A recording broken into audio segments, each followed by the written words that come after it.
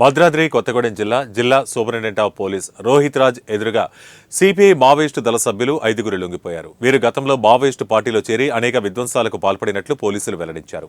మావోయిస్టులు లొంగిపోతే వారికి పునరావాసం కల్పిస్తామని ప్రభుత్వం ప్రకటించడంతో వారు లొంగిపోయారన్నారు. లొంగిపోయిన వీరికి ప్రభుత్వం నుండి రావాల్సిన సహాయ సహకారాలు అందిస్తామని జిల్లా ఎస్పీ తెలిపారు.